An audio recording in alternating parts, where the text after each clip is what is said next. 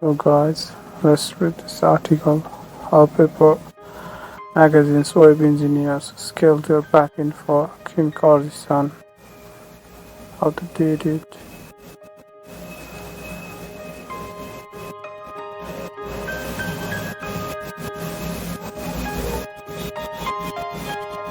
So in 2014, the Art and Nightlife magazine kept a photograph of Kim Kardashian.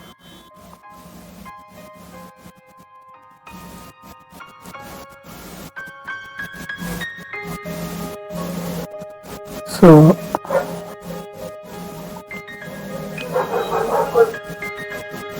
the one part of internet was solving the millions of copies of news over the web. They didn't want the internet to break.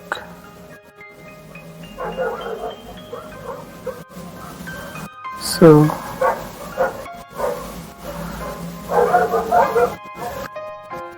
don't break this part, please. So in first week of November, the paper got in touch with the people who ran their website and say that they may get a lot of traffic. So the website was kept for 20 years and it was neither big nor small and had 100,000 subscribers.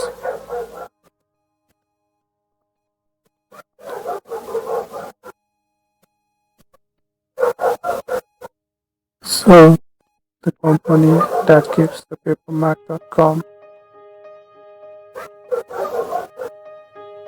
and the author worked at that company some time ago.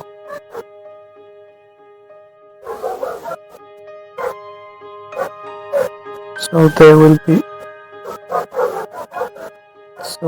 be getting a lot of traffic. The founder of the magazine told Riot that,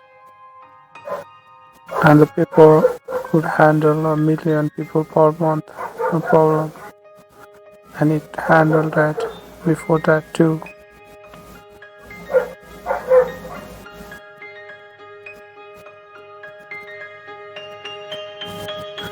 So the founder of the magazine was with the door of the developer. So the node of the Kardashian would be exposed.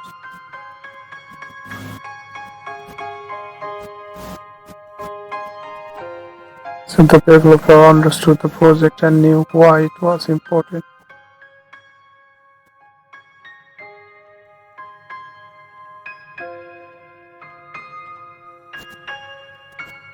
So they contacted some other people to keep the project running. So they believed that they would get 100 million page views and their infrastructure might not support.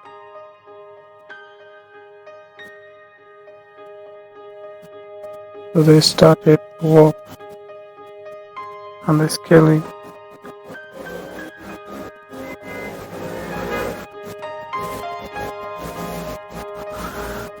And scaling it depends. So a typical website such as the WordPress blog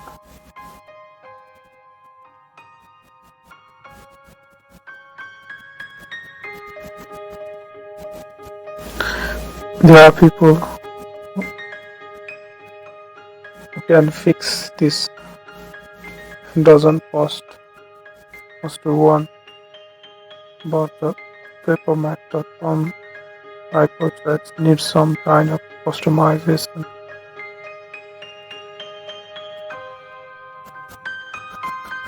So massive web platform like Facebook, Twitter, or even BuzzFeed, are staffed by professionals.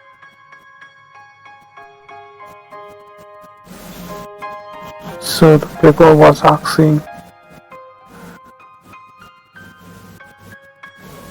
serving people which are serving hundreds of thousands of people at a time was going to serve millions of people. So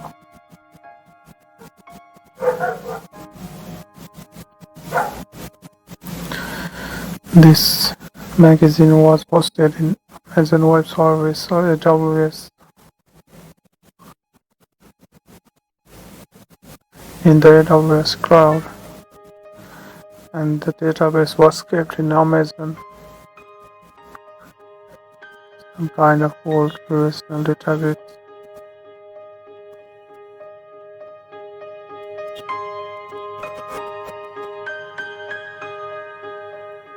So a single computer was released from Amazon which saw between a million unique visitors per month. The server was running Linux.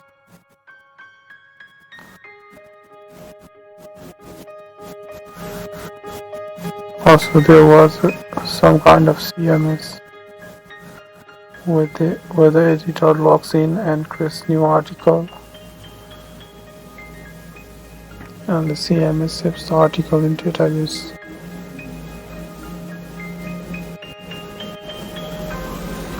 So CMS are great at creating and storing the content, not flexible when pulling data out of database.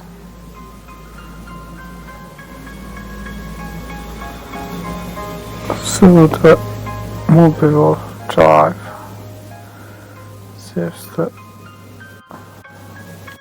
stores the data through JSON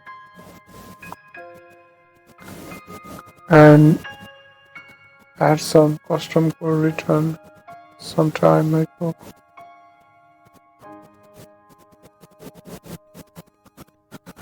And there was a cache called Varnish kept in the front.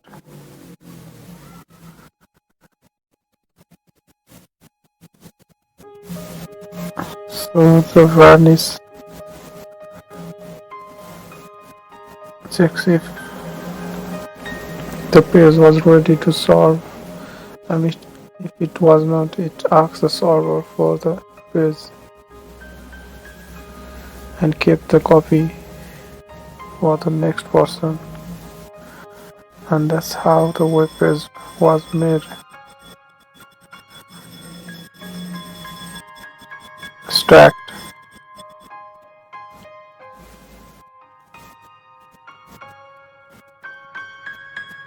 So software stack for this thing,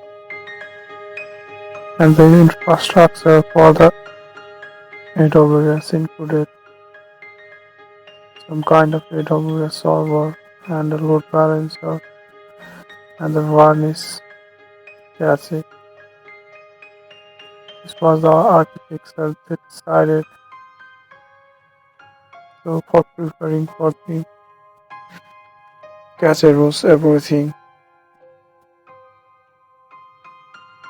Even if the Varnish was better, one computer was not going to be enough.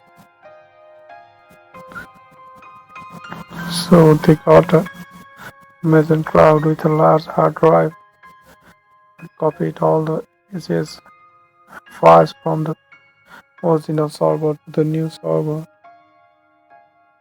and then a cluster was installed. It's allowed many computers to share files like as Dropbox.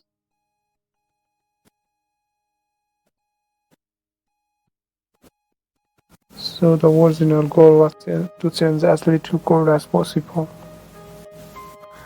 And after the cluster server running, they added more Amazon server and called the content server. And they added 3 more servers We share the same partial disks, and if one machine died, another would take its place. There were five big computers instead of one little one, and to balance the request for web pages among the four servers and a way to distribute pixels, and also thing need to be tested.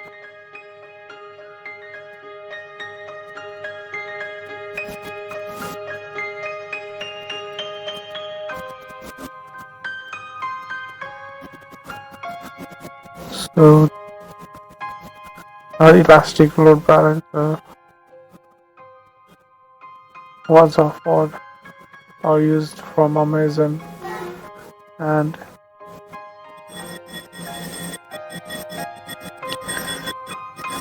this load balancer balances the request between various machines.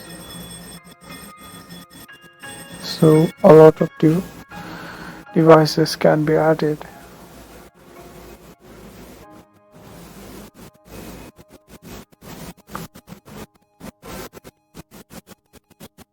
They had a load balancer and front-end servers share a file system between them, and another Amazon service, CloudFront,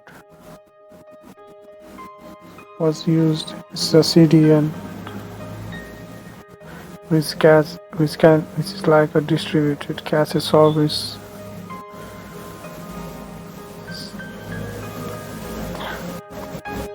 So this CDN hosted the images,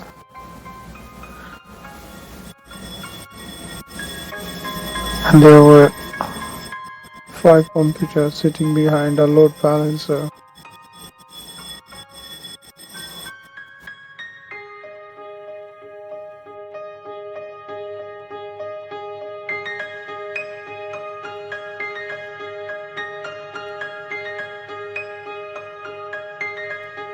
It changes the server code to have the pixel coming from the CDN,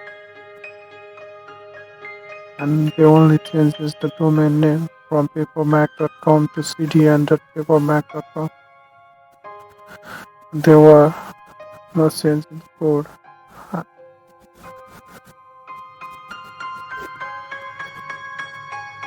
So to simulate thousands of people downloading the picture at once, they used a tool called Bees with Machine Guns, created by the Chicago Tribune, and it brings the new machines in the Amazon cloud and attacks their website.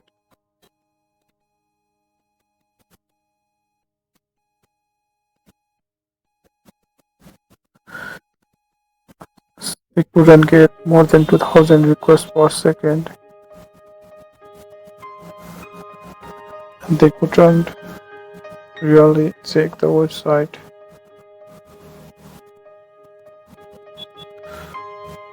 And the testing thing could not reach the volume they had expected.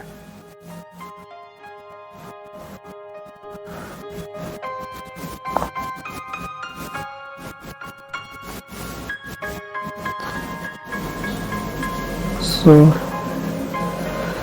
he thought that they were ready for 30 million people to come by in an hour. So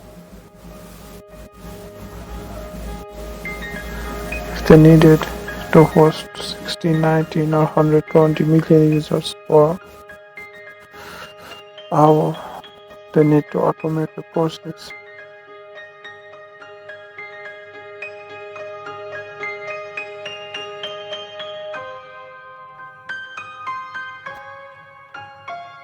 To automate with the tools with names like Puppet and Safe. They didn't want to test because of the time constraints and the picture, of course, the bot. So when the photos gone live,